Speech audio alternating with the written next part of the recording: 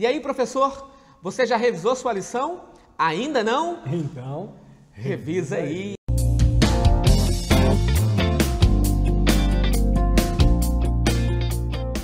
Seja bem-vindo mais uma vez à nossa classe online para professores da Escola Sabatina.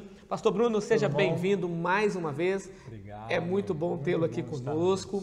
Hoje temos aqui também bastidores, né? O pessoal aqui ajudando. Está aqui o Paulo, está aqui o seu filho Cauã. Eles sempre nos acompanham ali também no chat, no bate-papo, né? No bate-papo. E tem algum recado relacionado aí ao bate-papo? Oh, com certeza, né, pastor? Eu quero que você, meu amigo, professor que está nos assistindo, deixa seu comentário aqui embaixo do vídeo ou no chat você se identifica lá pra gente. Ó, eu sou da igreja tal, do distrito tal. A gente vai mandar um abraço, a gente quer ter essa interação com vocês. Se você, algumas pessoas nem são aqui do Rio de Janeiro, já estão mandando um abraço também. Verdade. Sejam bem-vindos, viu? Muito bem, pastor. Vamos iniciar então orando. Sim, com certeza. Estamos aí na lição de número 3, o tema Quando o Nosso Mundo Desmorona. Tema muito bom. Nossa. Alguns tópicos aí, quem sabe, um pouco polêmico, né? Mas vamos permitir que o Espírito Santo nos guie, nos oriente, né? Vai ser bom. Eu costumo dizer, pastor Bruno, que a Bíblia é o único livro que estudamos na presença do autor. E é uma alegria saber que o Deus Espírito Santo está conosco aqui, Amém. Iluminando a nossa mente para entendermos aquilo que é inspirado por Deus. Então vamos orar, feche os seus olhos e ore conosco. Pai de amor, nós te agradecemos por tudo, pelos cuidados, em especial na vida dos professores, dos membros, dos alunos da Escola Sabatina, assim também como os diretores, os secretários, enfim, todos aqueles que fazem parte para que essa escola criada por ti, tão abençoada, continue realizando e alcançando o seu objetivo. Que o Senhor continue também abençoando a mim, o pastor Bruno, pois te pedimos no nome de Jesus. Amém. Amém. Pastor Bruno, estamos aí no 35º vídeo. Opa, o pessoal da Novo Tempo já está na 35ª dica. Dica, justamente. Olha aí, É interessante que são 52 vídeos, 52, né? das 52 dicas para os professores da Escola Sabatina. E hoje temos a alegria de ter conosco o pastor Arilton de Oliveira. Legal. É o meu chefe. Opa. Né, da área aí da Rede TV Novo Tempo, de classes bíblicas, de estudos bíblicos, ele é o responsável por essa área. Pastor Arilton, diga aí, qual é a dica de hoje? O professor prepara ou destaca uma situação que esteja relacionada à ideia central da lição e, juntamente com os alunos, analisa a questão de forma detalhada, em todos os pormenores, antecedentes históricos, relações humanas, aspectos espirituais, sociais, econômicos e educacionais das pessoas envolvidas. A unidade de ação analisa o problema com vistas às possíveis soluções e o professor ajuda a classe a encontrar o real problema e a solução principal. Professor, a dica de hoje é para que você esteja preparado para apresentar soluções específicas baseadas na Bíblia e no espírito de profecia. Reserve os minutos finais para conclusões e aplicações. Obrigado, pastor Arilton. Excelente dica. Professor, fica ligado. Essas dicas são para você construir o seu argumento, para você poder ter os alunos contigo e ter uma classe mais fluida. Vai ser bem legal. Pastor Patrick, a lição dessa semana também tem muitas dicas legais aqui que a gente pode trabalhar. É uma lição que eu diria é 880. Se eu fosse professor numa unidade de escola sabatina, eu faria rapidamente essa lição. Mas ela também tem muito pano para manga. Verdade. Dá para explorar muita coisa. Pastor Patrick, vamos lá então? Vamos sim, pastor. Como é que a gente vai começar sempre pelo verso, né? Eu tenho percebido, e algumas pessoas me mandaram o WhatsApp, né, no particular, algumas mandaram até no e-mail, a seguinte pergunta: pastor, eu estou um pouco confuso, porque a hora fala norte de Israel, ora fala Judá. Aí ele fica meio perdido. Mas não é Israel? Por que tem essa divisão, Israel do norte, Israel do sul, Judá? Eu queria entender. Amigo, tudo acontece por volta do ano 931, após a morte do rei Salomão, que é o terceiro rei de Israel. Assume o trono o seu filho chamado Roboão. E Roboão toma uma decisão totalmente discrepante a uma orientação dada por homens que já acompanhavam o sábio Salomão. Os conselheiros, né, de Salomão falaram para Roboão: Roboão, vai para cá. Roboão não fez. O que foi esse problema aí? Salomão havia colocado impostos pesados sobre o povo. E um grupo de pessoas não concordaram e fugiram para o Egito, liderados por um homem chamado Jeroboão. Jeroboão, quando fica sabendo da morte de Salomão, ele regressa e ele vai conversar com Roboão. E ele fala: Roboão, olha, o teu pai foi pesado sobre nós, o jugo do seu pai era muito pesado, alivia para a gente o fardo que vamos retornar e fortalecer mais ainda o teu reino, né? Você vai ter o povo na mão. Você vai ter o povo na mão. E aí o que Roboão fez? Ele consultou os sábios, que até então eram os sábios de Salomão, que estavam ali conduzindo, né, os conselheiros, e eles disseram: ó, é boa a palavra de Roboão. De Jeroboão. Roboão, então siga essa orientação. Diminui os impostos. Diminui os impostos, alivia aí os fardos, né? Só que ele não se conteve. E ele foi buscar conselho com os amigos. Os amigos. E os amigos: não, se o seu pai batia com chicote, bata com escorpiões.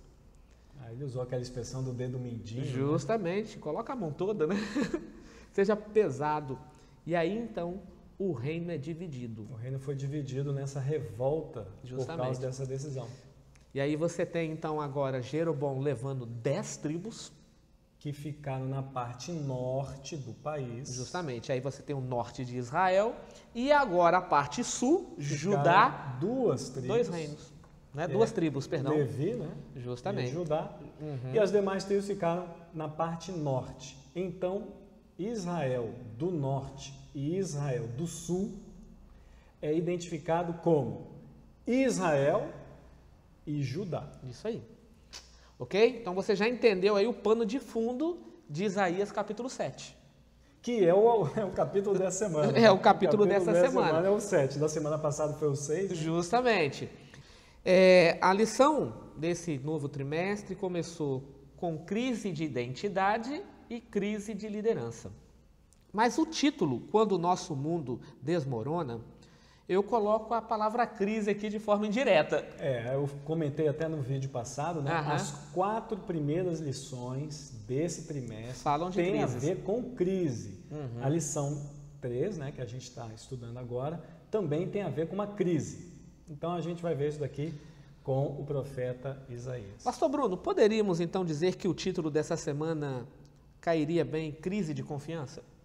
Excelente. Eu tenho até um comentário para fazer, acho que a parte de quinta-feira explora bastante crer e permanecer, né? Isso aí. Uma expressão muito bonita. Legal. Eu gostei demais, para mim é como se fosse o núcleo da lição essa expressão. Verdade. Então é uma crise de crença mesmo. De confiança, né?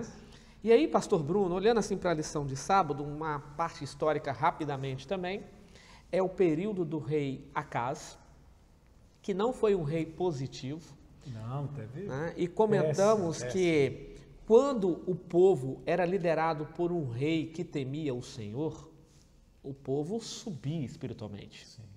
Agora, quando um rei assentava-se o trono e ele era idólatra, ele era pagão, ele não procurava Deus, o povo tinha um declínio espiritual, né? Uma morte espiritual. Espiritual e social. Justamente, também, e social.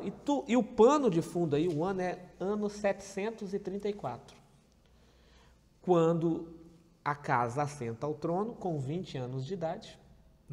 Novo, né, bem jovem, e ele reinou durante 16 anos, né? Foi o tempo aí que esse homem ímpio, mal, de uma linhagem davídica, né? Eu estou aqui no livro de 2 Reis. Diga lá. Para revisar exatamente isso, ó, os reis que Isaías trabalhou em Judá foram Azarias, né? Sim. Jotão, Acaz, aí tem aqui Oséias, né, que é o filho dele. Então, Acaz, ele foi Uzias até foi um rei bom, Sim. embora ele tenha se perdido posteriormente. Mas Acaz, ele foi ruim desde o começo. Sim, desde o princípio. Muito E a gente vai explorar um pouco isso aí, não é? Agora, o verso para memorizar, pastor Bruno, é Isaías capítulo 7, verso 9, que é também um paralelo do segundo livro de Reis, capítulo 16. Tá aqui, ó. Né? Está aí o, Tá aqui. né, o livro de Reis, não é? Tá aqui. Então é um paralelo, você pode estudar aí, professor, Isaías 7 e 2 Reis 16, para você ter aí também aí uma ferramenta a mais, né? Para Acaz pede socorro. justamente. A gente vai estudar isso aí. E aí o verso para memorizar, ele está na Nova Versão Internacional. Se vocês não ficarem firmes na fé, com certeza não resistirão. E aqui você tem esse rei ímpio tomando uma decisão contrária à vontade de Deus, e Deus então agora fazendo de tudo para que o rei pudesse acertar a direção. É Deus vindo até o ser humano. E quando nós olhamos, pastor Bruno, já te dou a palavra, Sim. a lição de sábado, já pegando aí com o domingo, né? Quando o nosso mundo desmorona, na realidade, o profeta Isaías, ele estava condenando duas coisas do rei Acaz. Ué, duas coisas? Duas coisas. Mas A não era primeira, só uma? a primeira, Vamos lá. medo do homem. Ok. Ele estava com medo de Rezim e Peca. Quem era Rezim e Peca? Pastor? Eram reis que se uniram para atacar Israel. E um desses reis era de Israel. Justamente. Olha, do mesmo sangue, hein? Esse é o problema. Então você tem Caramba, é. Síria, E Israel se Israel. unindo para atacar Judá, então ele estava com medo do homem. do homem. Esse Aí, é um ponto. é um ponto que Isaías condena. Ponto 2. Confiança no homem. Engraçado, né? Não é? Ele tinha medo do homem e para resolver isso, Ele confia no Confiava homem. no homem. E ele chama então Tiglat, um rei assírio, assírio, pagão, que na Bíblia chamam de Pul, justamente. e a história identifica, né? Até a Bíblia depois escreve depois aí. Uhum. Tiglat-Pileser III. Justamente. Então, Isaías, então, ele condena o rei Acaz por duas situações. Medo do homem e confiança confia no no homem. Ok? E diga lá, pastor. Essa parte aqui do verso para memorizar é o núcleo que eu estava comentando no início, Sim. que a gente vai trabalhar um pouco mais para quinta-feira ali, Aham. mas é para dizer que é uma questão de confiança. E essa é uma lição curiosa, pastor, porque a primeira lição, ela tinha citações de Ellen White em todos os dias. A segunda lição, ela tinha duas citações durante a semana, e nessa semana ela não tem nenhuma citação de Ellen White, Pois é. a não ser na sexta-feira, que é o dia tradicional Justamente. de você trabalhar com citações do Espírito de Profecia. Porém, por isso que eu disse assim, é uma lição que é um tanto rápida ou demorada, porque como ela tem muita informação histórica, você pega informação histórica, em 5 minutinhos você passa. O rei era esse, o período era esse, aconteceu isso e acabou. Justamente. Só que a gente vai trabalhar um pouquinho essas informações aqui. Isso aí. Então, pastor, já entrando aqui na lição de domingo, perigo vindo do norte, são as 10 tribos. Israel, parte de ok? cima, Israel. Parte de cima, se unindo Com Síria, com Síria para atacar Judá. Então, agora você tem dois reis que se unem para destruir um, Acaz. Acaz, então, temendo, Rezim e Peca se unem. justamente, temendo a união desses dois, ele recorre então à Síria, ok? Então, esse é o contexto aqui. Como o perigo vem do norte, ele chama a Síria para ajudá-lo, para auxiliá-lo, né? Então, a lição de domingo, ela trabalha justamente com essa união. A pergunta aí da lição, qual a crise aterrorizante que o rei Acaz enfrentou no início do seu reinado, é um ataque do rei Rezim e o rei da Síria, Peca, ok? Sim. E Israel. Sim. Mas, pastor, qual foi a solução que Acaz, então, além de convidar né?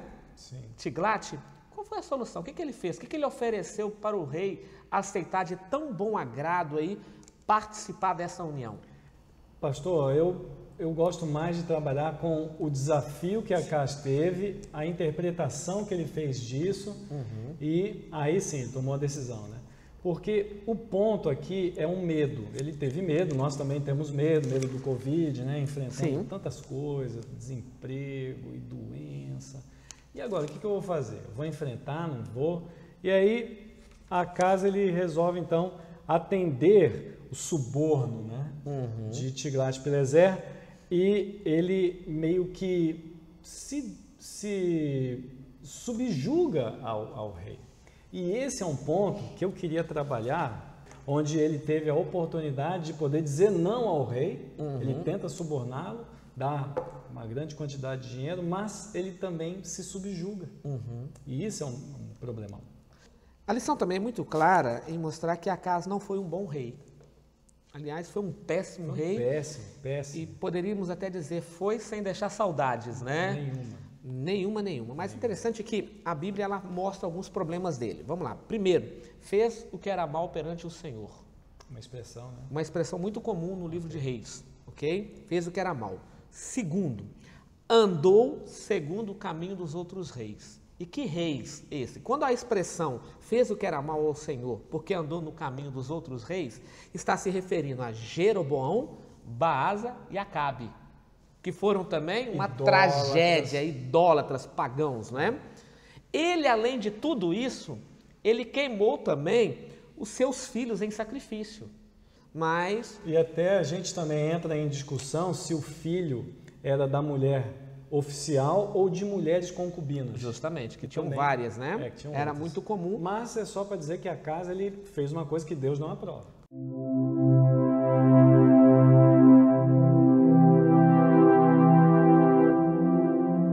Sacrificou nos lugares altos, e a maioria dos sacrifícios que aconteciam nos lugares altos era o Baal ou Astarote, e a adoração a esses dois deuses. Baal é o deus masculino do sexo, Astarote, deusa feminina do sexo, e a maioria, então, dos sacrifícios que eram feitos nesses altares eram sacrifícios de sexo, né? Então, orgia, aí você tem homem com animal, você tem homem com homem, você tem mulher com crianças. O apóstolo Paulo até usa a expressão, né, sacerdotisa cultual. Justamente, né? no Antigo Testamento, prostitutas cultuais. Né? Então, você percebe que um rei ungido por Deus fez tudo isso em um curto espaço de tempo, em 16 anos.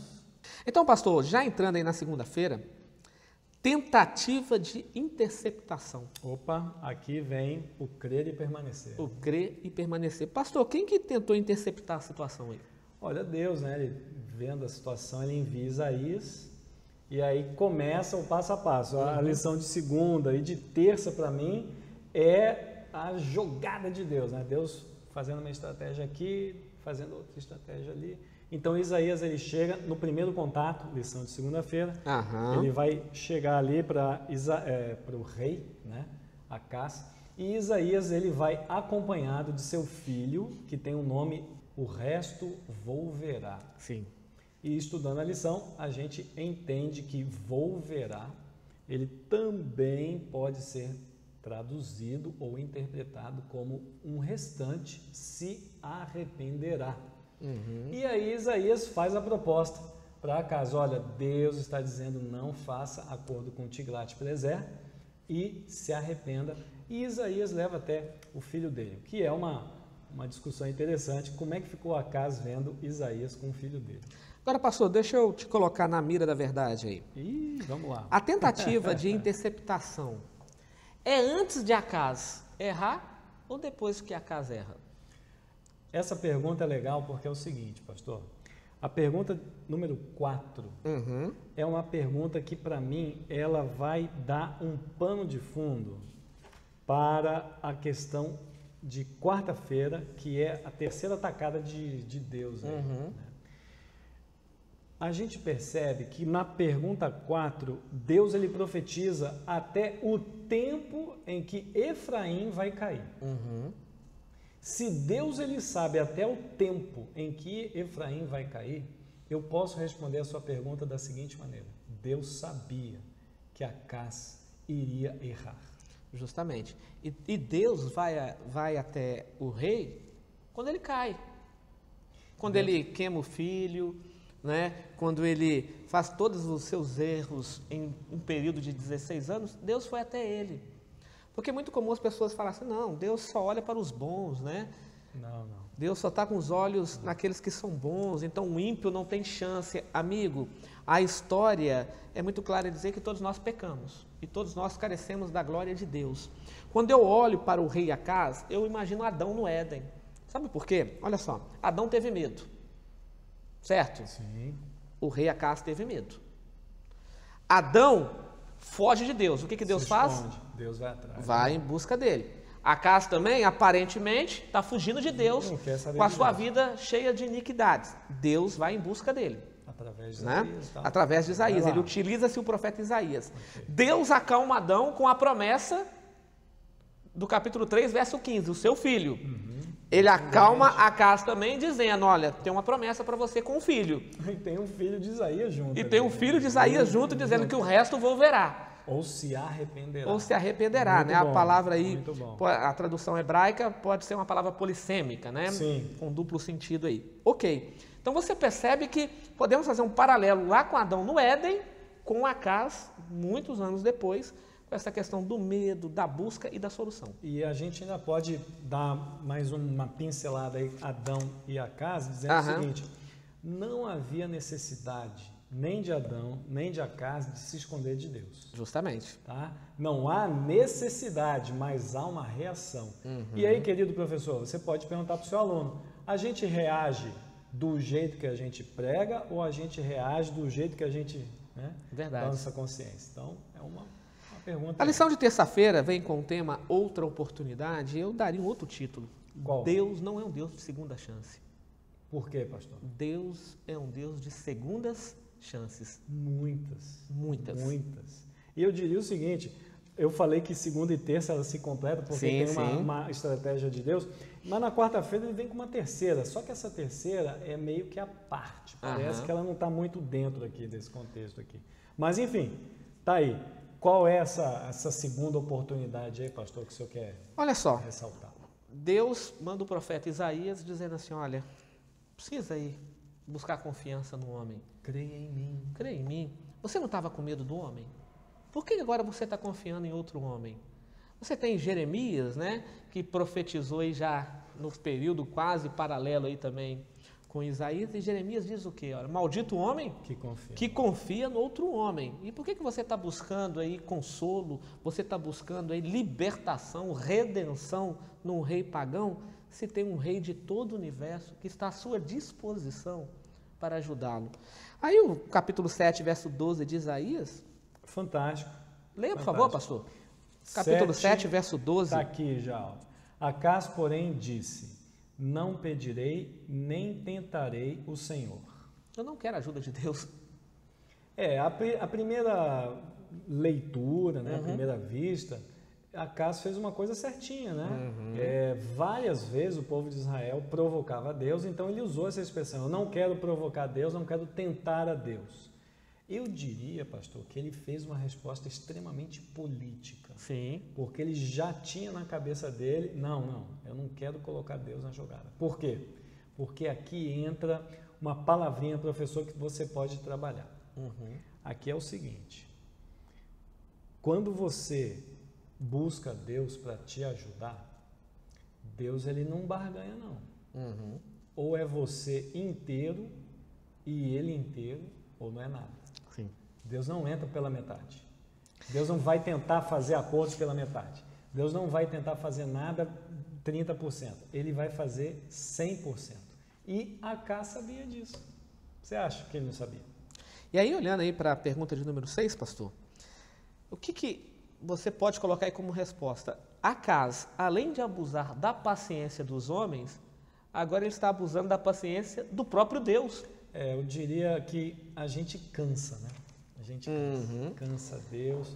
Primeiro que a gente se cansa de nós mesmos, né? Aí agora imagina, pastor Bruno, Deus pega e fala assim, Acaz, você não está entendendo que eu quero te ajudar? Você não está entendendo que eu estou aqui para socorrê-lo? Eu vou te dar até 2 sinais. Eu vou te dar aqui o sinal de um filho, né? Está aí no capítulo 7, verso 14. E aqui, pastor Bruno, e eu não sei, professor, como vai ser aí na sua classe. Esse é um pontinho. É um pontinho aí meio complicado, porque nós temos aí alguns trocadilhos do hebraico e o português não nos fornece essa informação. E uma outra coisa que muitas vezes nós esquecemos, que a Bíblia ela tem um contexto do Oriente Médio e nós somos ocidentais. A gente tem que ter e aí tem que ter muito um cuidado, até mesmo com a tradução das palavras em hebraico. Qual é o ponto de 7,14? Qual que é o ponto de 7,14 aí? Quem é a mulher e quem é o seu filho? Esse é o ponto. Esse é o ponto. Tamanho é que o autor da lição ele colocou aqui, ó, quatro pontos, né, para tentar justificar aí o texto. Existem grupos teológicos que dizem o seguinte: é um texto messiânico. A essência de Isaías quando escreveu era para ser messiânico. Isaías ele tem uma pegada profética, messiânica, justamente, muito forte. E aqui outro grupo de pessoas diz o seguinte, que é uma visão dupla. Como assim? É uma visão que atenderia Israel geograficamente naquele momento. Ah, tá. E depois, e futuramente. 750 anos à frente, seria ali o nascimento de Jesus e a mulher aqui seria Maria, a sua mãe. Por que que colocam? Por causa da palavra almar no hebraico. E a palavra almar no hebraico, ela pode ser traduzida de duas formas. Quais são? Uma mulher que está apta para casar ou uma donzela virgem. Só que essa expressão, uma mulher virgem, não significa que seja jovem. Pode ser uma mulher já idosa. E aí ela não se encaixa na primeira interpretação. Já não se encaixa. Não se encaixa. Ok? Por exemplo, você tem um jogo de palavras semelhantes a esse aqui, quando você tem um encontro de Jacó, quando ele encontra ela a primeira vez. A expressão diz que ela era almar, ok? E depois a expressão também vai dizer que ela era virgem, só que são palavras diferentes. Ela era jovem suficiente. Com idade para casar e ainda não havia passado por nenhum processo aí de relação íntima com homem nenhum. Um relacionamento íntimo. Ok? Então o texto aqui ele cai numa incógnita. Aqui é chamado, querido professor, para não complicar mais a situação, de profecia clássica. Explica aí, pastor. O que é uma profecia clássica? Aquilo que não aconteceu com Israel, nação, pode acontecer circunstancialmente, geograficamente, naquele momento, local, aconteceria no futuro. Ou Israel ainda como nação, ou Israel espiritual. Ok? Então você tem essas profecias. Isaías 66 ele tem uma profecia semelhante a essa. É clássica. Né? É clássica. Então o detalhe aqui é o seguinte: quando Isaías escreveu, essa profecia é um tipo que aponta para o Messias. Ok? Ela é um tipo. Não pode ser chamada de visão dupla, porque ela não tem dois acontecimentos. E a mensageira do Senhor, em um dos seus comentários a respeito de Isaías capítulo 7, ela diz que para Israel como nação, naquele exato momento do reinado do rei Acaz, não aconteceu o sinal. Alguns falam que seria o filho de Isaías, como a profetisa, Outros falam que seria o filho de Acaz, Ezequias. Sim. Aí você tem uma complicação aí cronológica. Então vai virar aí, como diz o baiano, um pandavu danado, né? Vai ficar complicado. Então faça o seguinte, fica no tipo. Ok? Maria aqui, a prometida, que seria a mãe de um filho sem entrar numa relação íntima com o homem. Considerando que os filhos de Isaías e de Acaz não completam, não se encaixam no verso 14. Justamente. Então é por isso que o pastor Patrick está indicando. O que melhor se encaixa é Cristo. É um tipo. Não se esqueça disso, ok? Se alguém usar a linguagem de dupla visão, não pode ser dupla porque não teve dois acontecimentos. Sim. Um caiu. Caiu por quê? Porque Acaz, que faria a profecia ser condicional, não aceita as condições. Então, ele consulta e aceita o apoio de um rei pagão. Sim. E aqui, pastor, eu vejo também o seguinte, que a lição de quarta-feira, ela está em paralelo com a lição de segunda, Sim. principalmente na pergunta 4. Aham. Que a pergunta 4, ela vai pegar Isaías no capítulo 7 e dos versos 4 a 9. Essa aqui é uma das passagens mais ricas da Bíblia, porque aqui vai dizer o que vai acontecer com o povo, com o rei, vai dizer o tempo, tudo direitinho. E quando você vai na lição de quarta-feira, Emanuel, que é um outro personagem, ele entra num paralelo de realeza dos versos 4 a 9 com uma profecia de tempo. É muito interessante esse tipo de paralelo. Só que aqui, na profecia de tempo, não está escrito aqui 750 anos. Não. E um detalhe, somente um profeta inspirado por Deus pode pegar um texto que não é messiânico e transformá-lo em um texto messiânico. Por exemplo, Zacarias. Que feridas são essas em suas mãos? O profeta não estava se referindo a Cristo. O profeta estava se referindo a sacerdotes que eram feridos na casa de seus próprios amigos. Okay. Circunstancial. Circunstancial. Só que quando você vai agora para o Novo Testamento, tanto Mateus como Lucas e Marcos, que relatam ali o pacto da traição de Judas, né? Aí ele fala, ó, aplica-se ali. Então torna-se um tipo. Somente o profeta tem essa autoridade. E Mateus faz isso. Mateus pega Isaías capítulo 7 e fala, ó, lembra de uma promessa de um filho que nasceria de uma virgem, de um nascimento sobrenatural? É aqui, é o Emanuel está aqui agora. O verbo se fez carne e tabernaculou conosco, né? Ou seja, João também entra agora nessa história, né? Então você tem Mateus utilizando-se dessa fala e você tem João agora usando a sua linguagem joanina, a sua teologia, né? Joanina para explicar, riquíssima, para explicar isso. Então, quem pode fazer isso é um profeta, nós não podemos. Eles foram inspirados.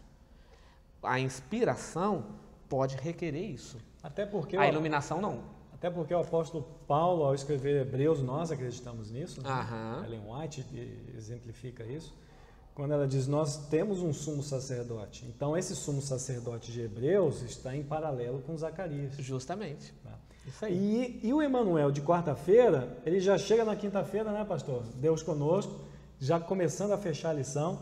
E aqui eu tirei aqui algumas lições incríveis. Então, diga lá, pastor, quais são as lições aí que temos na quinta-feira? Deus conosco, mas na realidade a tradução mais fidedigna, Deus ou conosco. Está, né? Ou está. Ser estar, né? Justamente. Deus está conosco. Olha, pastor, aqui é o seguinte, eu até anotei aqui 6 passagens aqui, professor, nessa parte de baixo aqui, ó. Se você quiser trabalhar, são 6 passagens bíblicas que vão exemplificar a palavrinha que eu gostei de trabalhar, que é atravessar. Ok. Só antes de você falar, pastor, querido professor, uma diquinha aí, uma dica para você colocar mais. A expressão não temas, porque eu sou contigo, aparece mais de 360 vezes na Bíblia.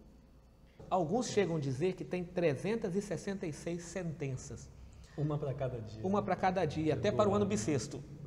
Né? Para não ter problema. Para não ter problema, está ali, né? E é justamente isso, pastor. Tenho certeza que esses pontos que você marcou aí, falando que Deus está conosco. Jesus diz, né? No mundo tereis aflições, mas Ele vai atravessar. Essa é a palavra que eu estou ressaltando aqui. Você pode ressaltar outra palavra.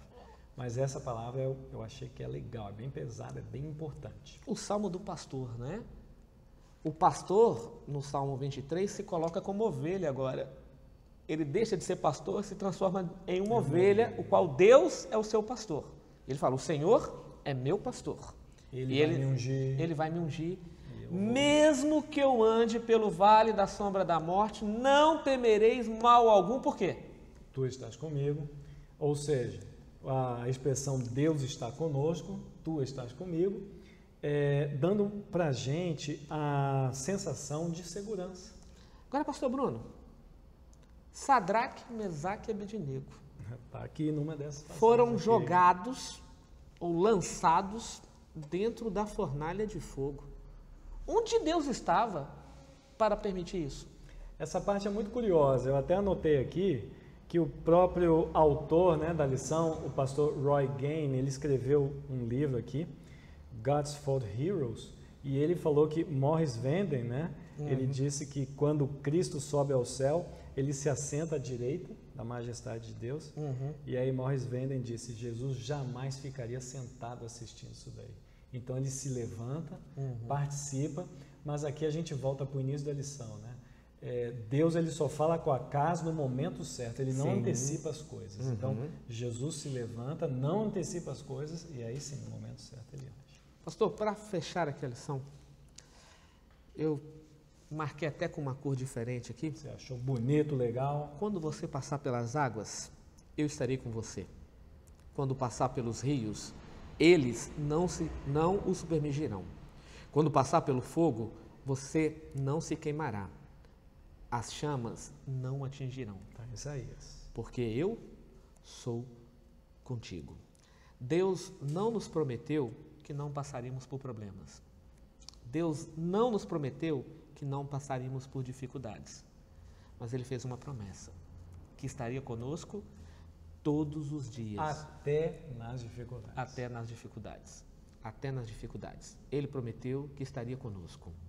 Quando a Bíblia diz que todas as coisas cooperam para o bem, é todas as coisas mesmo. Sejam positivas ou negativas. Não se esqueça, Deus está ao nosso lado. É uma oração católica. São Francisco de Assis. Lindíssima. Lindíssima. Lindíssima. Pegadas na areia. Lindíssima. Senhor, prometeste que estaria comigo e vejo apenas uma pegada na areia. Francisco, quem disse que essas pegadas são suas? Sou eu te carregando em meus braços. Muito bonito. Deus te abençoe. E lembre-se, né, daquela dica de ouro Fantástica. nossa, fantástica, porque eu estudo a minha lição. E você?